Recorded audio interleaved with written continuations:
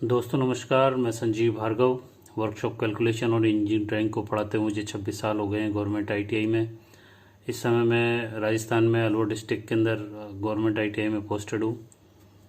और मैं आज जो आपके लिए वीडियो लेके आया हूँ वो एक आइसोमेट्रिक ब्लॉक को किस तरह से हम थर्ड एंगल प्रोजेक्शन में कन्वर्ट करते हैं। और वो इस ब्लॉक की खासियत ये है मेरे समझाने का कि मैंने इन सब जो ब्लॉक के आइसोमेट्रिक से ऑर्थोग्राफिक में बदला है उनको अधिकतर को उसको कलर करके और बदलने की कोशिश की है जिससे कि बच्चे को आसानी से समझ में आए। तो यहाँ मैं जो ब्लॉक लेके आया हूँ इसमें थोड़ी विशेष बात है और ये 2004 में एग्ज़ाम में भी आ चुका है, इसलिए मैंने इसको लिया है समझाने के लिए। मेरा जो समझाने का तरीका होता है इसके अंदर किसी भी आइसोमेट्रिक को जब आप ऑर्थोग्राफिक व्यू में बदलोगे तो मैं उसको 6 स्टेप में लेके चलता हूँ जिससे कि उसको समझना भी आसान हो और करना भी आसान हो, जिससे कि बच्चे को कोई भी अगर डिफ़िकल्टी हो तो वो क्लियर हो जाए। तो यहाँ हम एक एक स्टेप लेके चलेंगे और जिससे कि आपको अगर उसको समझते चले जाएंगे तो आपका चित्र भी सही बनेगा और आगे जो चित्र आप खुद प्रैक्टिस करके बनाओगे तो वो सही बनेंगे। तो आप इन 6 स्टेप को अच्छी तरह से याद कर लें, समझ लें और फिर उनको प्रैक्टिस करें घर पे।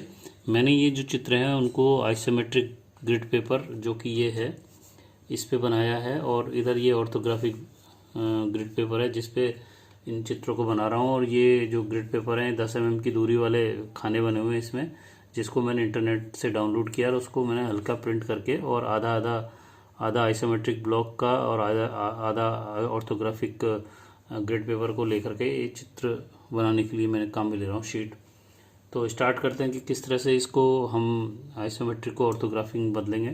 तो यहाँ हम जब थर्ड एंगल में इसको कन्वर्ट कर रहे हैं तो थर्ड एंगल प्रोजेक्शन का हमको जो सिद्धांत है हमेशा ध्यान रहना चाहिए, जिसके अनुसार वस्तु को जिधर से देखा जाता है यानी कि वस्तु को देखने के लिए ऑब्जर्वर जिधर खड़ा होता है उसका चित्र जो ऑब्जर्वर की तरफ ही बनता है। अब जब किसी भी आइसोमेट्रिक ब्लॉक को ऑर्थोग्राफिक में कन्वर्ट करते हैं तो हम हमेशा उस वस्तु को 3 तरफ से देख करके उसके चित्र बनाते हैं। पहला होता है सामने से देख करके जिसको कि हम फ्रंट कहते हैं या उसको एलिवेशन भी कहते हैं। दूसरा होता है साइड व्यू जो हमारे राइट हैंड साइड भी हो सकते हैं या लेफ्ट हैंड साइड भी हो सकता है। और तीसरा होता है प्लान व्यू जो कि वस्तु को ऊपर से देख करके बनाया जाता है। तो यहाँ पर जो हमने जो ब्लॉक लिया है जिसका हमने आइसोमेट्रिक चित्र आपके सामने है उसके अंदर हम यहाँ से उसको फ्रंट मान रहे हैं। और जब यहाँ से हम इसको फ्रंट मानेंगे तो इसके साइड व्यू हमारे पास 2 आते हैं, एक हमारा ये राइट हैंड साइड व्यू होता है और एक हमारा ये लेफ्ट हैंड साइड व्यू होता है। लेकिन जब हम यहाँ पे इसको इस यहाँ से फ्रंट मानेंगे तो इसका केवल हमको इस समय राइट हैंड साइड व्यू ही देखने के लिए उपलब्ध होगा, लेफ्ट हैंड साइड व्यू हमको नहीं दिखाई देगा।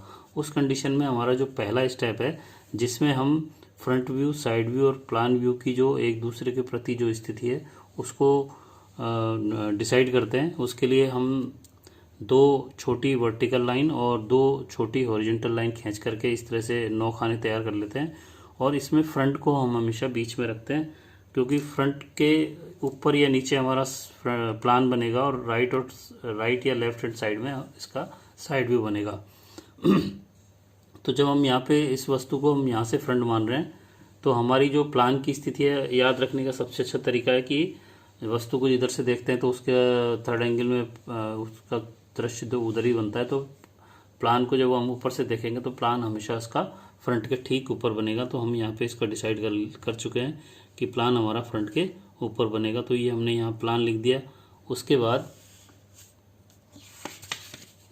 हमारा जो ये वाला खाना हमारा काम नहीं आएगा क्योंकि हमने डिसाइड कर लिया कि प्लान हमारा ऊपर बन रहा है। उसके बाद हम जब साइड व्यू की बात करेंगे तो क्योंकि हमको ये केवल राइट हैंड साइड व्यू दिखाई देगा तो थर्ड एंगल के अनुसार जिधर से देखेंगे उधर ही बनाएंगे। तो फ्रंट के राइट हैंड साइड में ही हमारा राइट हैंड साइड व्यू बनेगा। और ये हमारे ब्लॉक जो है दोनों ये और ये सारे काम नहीं आएंगे। तो इसके अंदर हम तिरछी लाइन खींच करके इसको कर देते हैं। और ये इस राइट हैंड साइड व्यू के ऊपर वाला ये जो ब्लॉक है इसके अंदर हम 45 डिग्री की लाइन खींच करके छोड़ देते हैं क्योंकि ये हमारे को काम आएगी। इसी के साथ जो पहला स्टेप है इसी के अंदर हमको यहाँ पे ऑर्थोग्राफिक की जो ग्राफ पेपर है इसके अंदर हमने 2 वर्टिकल लाइन और 2 ओरिजेंटल लाइन 10-10 mm के ऊपर खींच रखी है।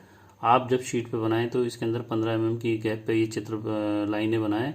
ये लाइन हमारी गाइडलाइन के रूप में हल्की होनी चाहिए और इन सभी गाइडलाइनों के बीच में 90 डिग्री के कोण होना ही चाहिए, क्योंकि अगर 90 डिग्री का कोण नहीं होगा और 1-2 डिग्री का डिफरेंस भी हो जाएगा तो फिर हमारे जो दो चित्र बनने के बाद जो तीसरा चित्र बनेगा गाइडलाइन की सहायता से, वो उसके अंदर डायमेंशन गलत हो जाएगी। और ये जो ब्लॉक हमारा खाली रहने वाला है जिसके अंदर हमने ये 45 डिग्री की लाइन खींची है, ये भी हमारी हल्की होनी चाहिए और 45 डिग्री पर ही होनी चाहिए, क्योंकि जब इस लाइन के ऊपर हमारे साइड व्यू से गाइडलाइन जाएगी या प्लान से हमारी गाइडलाइन आएगी तो एंगल के डिफरेंस होने पे या कम ज़्यादा होने पर हमारा जो तीसरा चित्र बनेगा उसकी डायमेंशन गलत हो जाएंगी। इसलिए कोशिश हमें करना है कि हम जो है ये लाइन जो है एकदम हल्की खींचें और 45 डिग्री पर ही इसको बनाएं। अब इसके बाद हमारा जो दूसरा स्टेप है वो है कि जो हमने आइसोमेट्रिक ब्लॉक लिया है इसके अंदर हम मैक्सिमम लेंथ, मैक्सिमम विड्थ और मैक्सिमम हाइट की कैलकुलेशन करेंगे। इससे हमें को ये फ़ायदा होगा कि हम जब इस दूसरे स्टेप की सहायता से तीसरा स्टेप बनाएंगे जिसके अंदर हम आयत और वर्ग बनाते हैं, तो हमको पहले से ही पता चल जाता है कि हमारा फ्रंट जो है कितने एरिया में बनने जा रहा है, यानी कि उसका जो एरिया हमको डिसाइड हो जाता है। इससे हमारा जो कोई भी लाइन हमारी उस एरिया से बाहर नहीं जाती। इसलिए हम यहाँ पर इसके मैक्सिमम हाइट, लेंथ और विड्थ को निकालते हैं, कैलकुलेट करते हैं। तो यहाँ पे हम देखेंगे कि यहाँ पर जो हमारी लेंथ और विड्थ होती है इसमें भी हमको डिफरेंस करके ध्यान रखना चाहिए कि जो लेंथ हमारी बड़ी होगी उसको लेंथ कहेंगे और जो छोटी होगी उसको हम विड्थ कहेंगे। तो यहाँ पे ये जो लेंथ है 80 ये बड़ी कहलाएगी और 60 हमारी विड्थ कहलाएगी। और हाइट की जहाँ तक बात करें तो हमारा जो ब्लॉक है इसकी हाइट यहाँ पे 40 निकल के आ रही है, जो कि इसकी मैक्सिमम हाइट है। इन तीनों लेंथ, विड्थ और हाइट की सहायता से हमारा जो तीसरा स्टेप है उसको हम काम में लेंगे। इसमें तीसरे स्टेप में होता है कि ड्रा रेक्टेंगल और square for a front, side और plan view with the help of the maximum length, width and height. यानी कि जो हमारी अधिकतम लंबाई, चौड़ाई और ऊंचाई है उसकी सहायता से हम फ्रंट व्यू, साइड व्यू और प्लान के लिए एक आयत या वर्ग का निर्माण कर लेंगे, जिससे कि हमको चित्र बनाने में आसानी होगी। अब यहाँ पर जब हम इस ब्लॉक को फ्रंट यहाँ से मानेंगे तो उस कंडीशन में हमको ये हमारी 60 की हाइट और ये हमारी 40 की जो 60 की विड्थ और 40 की जो हाइट है वो हमको दिखाई देगी। तो हमारे पास जो फ्रंट के लिए रेक्टेंगल बनेगा जिसके अंदर हमारे 60/40 का हमारे को रेक्टेंगल बनेगा, जहाँ पर हमारी 60 विड्थ है जो बेस कहलाएगी और 40 हमारी हाइट कहलाएगी, क्योंकि हमारे आयत या वर्ग के अंदर दो ही डायमेंशन होती हैं, एक बेस कहलाएगी और एक हाइट कहलाएगी। उसके बाद जब हम इस वस्तु को साइड से देखेंगे तो उस कंडीशन में हमारे को ये 80 वाली डायमेंशन मैक्सिमम लेंथ के तौर पे और 40 वाली डायमेंशन हमको मैक्सिमम हाइट के रूप में दिखेगी। तो हमारा जो आयत हमारा साइड व्यू बनेगा वो हमारा बनेगा 80/40 का, जिसके अंदर लेंथ हमारी बेस कहलाएगी और 40 हमारी हाइट कहलाएगी। तीसरा हमारा जो इसके अंदर व्यू होता है प्लान व्यू, जिसके अंदर वस्तु को ऊपर से देख करके चित्र बनाया जाता है। उसके अंदर कभी भी हमको गहराई दिखाई नहीं देती या ऊंचाई दिखाई नहीं देती। उस कंडीशन में लेंथ और विड्थ ये हमारी दिखाई देगी। यहाँ पर हमारे को विड्थ जो है 60 है और हाइट लेंथ हमारी 80 है, तो ये दोनों से हमारा एक आयत बनेगा। तो यहाँ पर मैंने ऑलरेडी जो है जो लाइन मैंने 10-10 mm के ऊपर खींची हुई थी, तो फ्रंट के लिए मैंने ये आयत यहाँ पे 60/40 का बना रखा है। 60/40 का आयत जैसे मैं बनाऊंगा तो इसकी जो हॉरिजेंटल गाइडलाइन है और ये जो वर्टिकल गाइडलाइन है, इन दोनों को मैं हाथ के हाथ यहाँ आगे सरका दूंगा। तो ये मेरी जो हॉरिजेंटल गाइडलाइन है जो 60 की थी, इसको आगे बढ़ाने पर ये मेरे को साइड व्यू में काम में आएगी। और ये जो मेरी वर्टिकल गाइडलाइन है इसको जब मैं आगे इधर बढ़ाऊंगा तो ये मेरे को प्लान के अंदर काम में आएगी, क्योंकि प्लान हमारा यहाँ ऊपर बनने वाला है। उसके बाद यहाँ पर एक फॉर्मूला और हमारे काम में आता है, वो होता है कि फ्रंट का बेस वो हमारे प्लान के लिए बेस का काम करता है। यानी कि अगर फ्रंट का बेस हमारा जितना भी है उतना ही हमारा प्लान का भी बेस कहलाएगा। तो फ्रंट का बेस हमारा 60 है तो हमारा प्लान का बेस भी यहाँ पे 60 ही होगा, ये निश्चित है। उसके बाद हमारा जो फ्रंट की जो हाइट है, जितनी भी फ्रंट की हमारी हाइट होगी वो साइड के लिए भी हाइट का काम करेगी। तो यहाँ पे आप देखें कि फ्रंट के लिए हाइट हमारी यहाँ 40 है, तो यही हाइट हमारी जो है साइड के लिए काम आएगी, ये भी हमारी 40 ही होगी, इसमें कोई चेंज नहीं होगा। और तीसरा होता है हमारा साइड का जो बेस है वो हमारे प्लान के लिए हमारी हाइट का काम करती है। तो ये तीनों रूल हमारे यहाँ पे लग रहे हैं। यहाँ पे फ्रंट का जो बेस है वो प्लान के लिए बेस का काम कर रहा है, फ्रंट का जो हमारा हाइट है वो साइड के लिए हाइट का काम कर रहा है, और जो साइड व्यू के जो बेस है, साइड व्यू का जो बेस है वो यहाँ से जा करके और यहाँ 45 डिग्री की लाइन पे जाके जब इसको घुमाएंगे 90 डिग्री पे, तो ये हमारी जो हाइट है वो प्लान के लिए काम में आएगी, जो कि हमारी साइड व्यू के बेस के बराबर होगी। तो इस तरह से हमारा ये डिसाइड हो गया है कि हम इस रेक्टेंगल जो बनाएंगे इससे हमको क्या फ़ायदा होने वाला है। अब हम इसके बाद हमारा जो चौथा स्टेप है वो है कि हम सभी तल जो हमको दिखाई देंगे ब्लॉक के अंदर, उन सभी तलों के नाम लिखेंगे। और ये नाम को यहाँ पे मैंने इसके लिए दो तरीके अपनाए, एक तो नाम लिख दिया और दूसरा हमने इसके अंदर कलर भी कर दिया कि सामने से देखने पे हमको कौन सा कलर दिख रहा है, साइड से देख के कौन सा कलर दिखेगा और ऊपर से देख करके कौन सा कलर दिखेगा। यहाँ पे 4 कलर यूज़ किए हैं क्योंकि हमारा ये जो तल है जिस पे एम लिखा हुआ है ये हमको ऊपर से भी दिखाई देगा, और अगर इधर से देखते तो भी दिखाई देता, तो यहाँ पे ऊपर से भी दिखाई दे रहा है। यहाँ पे सिर्फ अभी ऊपर से देखेगा क्योंकि हम फ्रंट से यहाँ से ले रहे हैं उस कंडीशन में। तीसरे स्टेप में हमने जो रेक्टेंगल बनाए उसका एक फ़ायदा और है कि यहाँ पर जब हम इस वस्तु को यहाँ से फ्रंट मानेंगे तो उस कंडीशन में जब हम प्लान में जाएंगे तो ये 80 वाली डायमेंशन हमारी खड़ी हो जाएगी। और खड़ी होने के लिए आप देख रहे हैं यहाँ पे कि जब हम इसको साइड व्यू से इसको जब यहाँ से ट्रांसफ़र करके ले जाते हैं, यहाँ से इसको ले गए, क्योंकि हमारा जो साइड व्यू का बेस है वो हमारे प्लान के लिए हाइट का काम करता है, जो कि इस तरह से है। तो ये ऑटोमेटिक यहाँ जा कर के घूम जाएगा, तो 80 हमारी यहाँ पे खड़ी हो जाएगी। लेकिन अगर इस वस्तु को हम यहाँ से अगर फ्रंट मानते, उस कंडीशन में हमारी जो वस्तु है ऐसे घूम जाती, उस कंडीशन में हमारी हाइट जो है 60 होती, तो उसकी कंडीशन दूसरी होती। तो ये आयत बनाने से एक ये फ़ायदा हो जाता है कि ये ऑटोमेटिक हमारे पे जो प्लान है उसकी कंडीशन अपने आप आ जाती है कि उसमें से कौन सी हाइट होगी और कौन सी विड्थ होगी, कौन सी बेस होगी। तो यहाँ पे 60 बेस हो गई और 80 हमारी हाइट हो गई है। इसके बाद हमने चौथे पॉइंट के अंदर सभी तलों के नाम लिख लिए हैं जो हमको यहाँ दिखाई दे रहे हैं।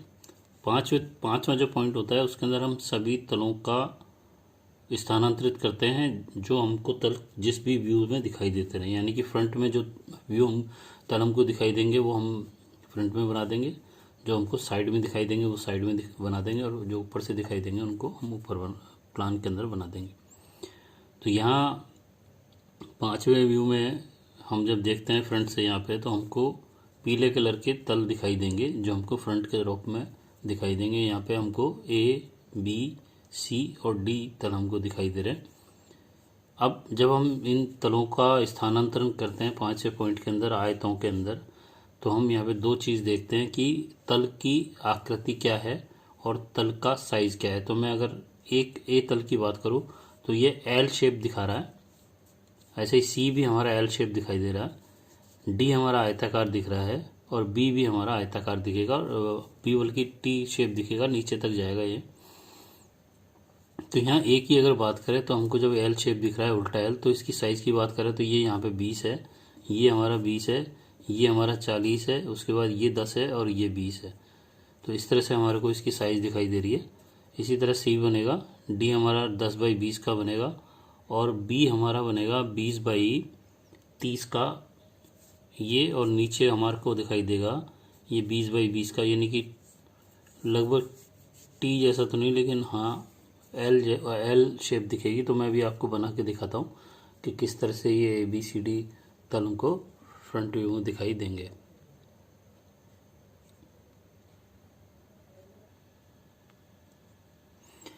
तो यहाँ पर हमारा फ्रंट के अंदर ये तल A, B, C और D दिखाई देंगे। A हमारा L शेप होगा, C हमारा L शेप होगा, B हमारा L शेप होगा, लेकिन A का उल्टा होगा ये, लेकिन इसकी डायमेंशन हमारी यहाँ पे ये 30 होगी।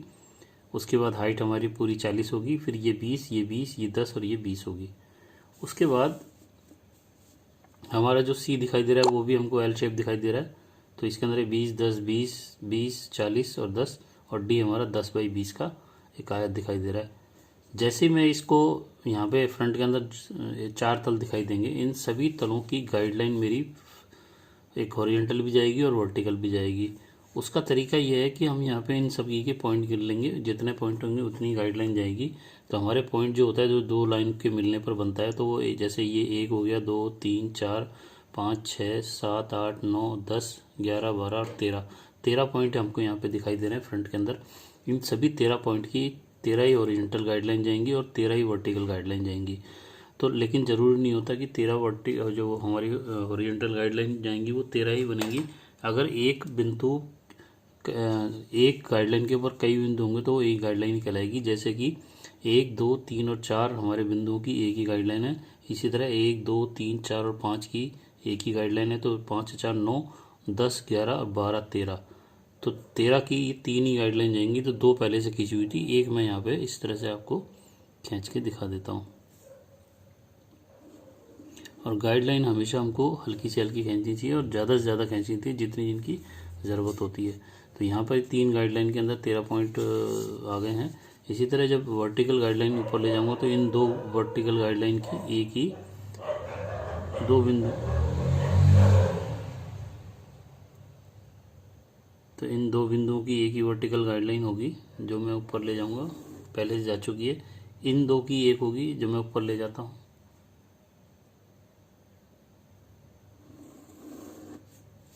उसके बाद इन 2 की एक वर्टिकल गाइडलाइन होगी। उसके बाद इन 2 की एक वर्टिकल गाइडलाइन होगी, इनकी और इसकी।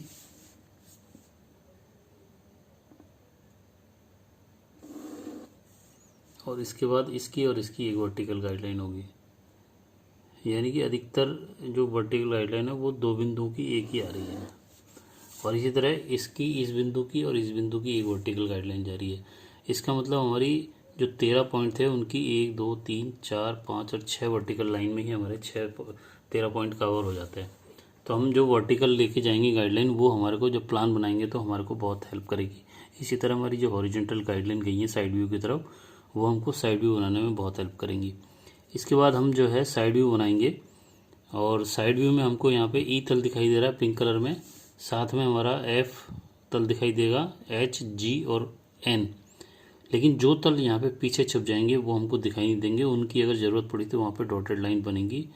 तो यहाँ पर पहले हम ई तल दिखाई देते हैं। तो ई की शेप जो है हमारे के अंदर, ये लेंथ 80 दिख रही है, फिर ये 20 है, फिर ये तिरछी लाइन है, फिर ये 20 है, ये 20 और ये 20 है। तो मैं इसको बना के दिखाता हूँ, उसके बाद अपन चर्चा करते हैं। तो यहाँ पर मेरा ये साइड व्यू बन गया है जो मैंने गाइडलाइन से और इधर से देख करके बनाया। तो ई की शेप मेरे को ये इस तरह से दिख रही है, जिसके अंदर ये 80 है, ये 20 है, इधर ये 20 है, ये 20 है, ये 20 है और ये फिर ये तिरछी लाइन है। तो ये इसके ऊपर चूँकि कोई चीज़ है नहीं तो इसको छोड़ दिया गया यहाँ पे। और साथ में मेरा जो एफ तल है, ये वाला जो एफ तल है 20 बाई 20 का वर्ग दिखाई दे रहा है, तो यहाँ पे बन जाएगा। अब जैसे ही मैं इस साइड व्यू को बनाऊंगा तो फिर से मेरी हर बिंदु की 2 गाइडलाइन जाएंगी। जैसे ये बिंदु है, इसकी एक इधर और एक इधर, तो इसके अंदर ये जो 2 बिंदु हैं उनकी गाइडलाइन इधर पहले से इधर से आई थी तो इधर ले जाने की ज़रूरत नहीं है। इसी तरह इस बिंदु, इन दोनों तीनों बिंदुओं की एक गाइडलाइन जा रखी है। इसी तरह इन दोनों बिंदुओं की एक गाइडलाइन इधर जा रखी है। लेकिन ये डॉटेड लाइन क्या है कि ये जो खांचा है हमारा इधर बन रहा है, जब हम इसको इधर से देखेंगे तो ये खांचा हमको दिखेगा नहीं, और ये यहाँ से स्टार्ट होकर के और 30 mm अंदर है और तिरछा है। तो तिरछी लाइन तो हमारी आ रही है। अब हमको केवल 30 अंदर ले जा करके और यहाँ से यहाँ तक इसको दिखाना है कि ये हमारा खांचा अंदर है। तो यहाँ पे ये डॉटेड हमको दिखाई देगा। और इसी गाइडलाइन की, इसी लाइन की सहायता से मैं जो है गाइडलाइन ऊपर लेके जाऊँगा यहाँ पे, जो बाद में जा कर के वो प्लान में शिफ्ट हो जाएगी हॉरिजॉन्टल जा कर के। तो ये मैं गाइडलाइन यहाँ से खींचूँगा, इसकी जो 30 गहराई में अंदर गया था, यहाँ पर ये इधर जा कर के और यहाँ से ये ऐसे 90 डिग्री पे इधर घूम जाएगा और प्लान में पहुंच जाएगी ये गाइडलाइन। तो आपने देखा कि किस तरह से मेरी गाइडलाइन, इसकी गाइडलाइन गई हुई है, इसकी गई हुई है, और इसको यहाँ पे ये जो मेरी गाइडलाइन यहाँ आई है इसको मैं यहाँ पे 90 डिग्री पे घुमा दूंगा, जो मेरे को फिर से प्लान के अंदर काम आएगी। तो यहाँ पे सारी गाइडलाइन जा चुकी है। इसमें 1 2 और 3 पॉइंट की एक गाइडलाइन जो यहीं से घूम गई, इन दो बिंदुओं की एक वर्टिकल गाइडलाइन यहाँ जा कर के इधर घूम गई, इन दो बिंदुओं की एक वर्टिकल गाइडलाइन ये यहाँ के घूम गई, और इन दो बिंदुओं की एक वर्टिकल गाइडलाइन जा कर के यहाँ से इधर घूम गई है। तो हमारा ये साइड व्यू तैयार हो चुका है। इसमें डॉटेड लाइन हमारा ये जो खांचा है अंदर 30 mm अंदर जाके बन रहा है। और इसमें एक खास बात और है कि ये तिरछा होने की वजह से यहाँ पे मिलेगा, यहाँ पे जो मिलेगा इसकी एक हॉरिजॉन्टल गाइडलाइन हमारी साइड व्यू की तरफ जाएगी, क्योंकि साइड व्यू से जब हम फ्रंट से जब हम साइड व्यू की तरफ आए थे तो ये गाइडलाइन उस समय नहीं थी। तो यहाँ पर हम इसकी एक गाइडलाइन बनाएंगे जो हमारे को अभी काम में आएगी। तो अभी मैं इसको अगर इसके बारे में बात करूँ तो अभी मैं पहले प्लान बनाता हूँ, उसके बाद डिस्कस करूँगा। प्लान के अंदर हमको एम दृश्य दिखाई देगा और ग्रीन वाले दिखाई देंगे। एम जो नीला मैंने इसलिए बनाया क्योंकि ये तिरछा तल है। अगर हम इसको इधर से फ्रंट मान के चलते तो ये हमारे को फ्रंट में भी दिखता है और ऊपर में दिखता, दो तरफ से ये तिरछे तल दिखते हैं, कुछ तल ऐसे होते हैं। तो यहाँ पे ग्रीन कलर से जो बन रहे हैं वो ऊपर से दिखाई देंगे, साथ में नीला कलर दिखाई देगा। और ये 80 वाली जो डायमेंशन हमारी यहाँ पे ये खड़ी हो जाएगी प्लान के अंदर। अब हमारे को ऊपर से प्लान में देखने पे आई, जे, के और एल तल दिखाई देंगे, साथ में एम तल दिखाई देगा। तो मैं आपको अभी गाइडलाइन की सहायता से बना के दिखाता हूँ कि किस तरह से वो बनेंगे।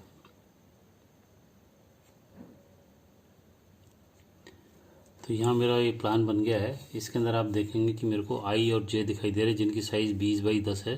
तो ये 20x10 का ये आई हो गया है, ये हमारा आई है,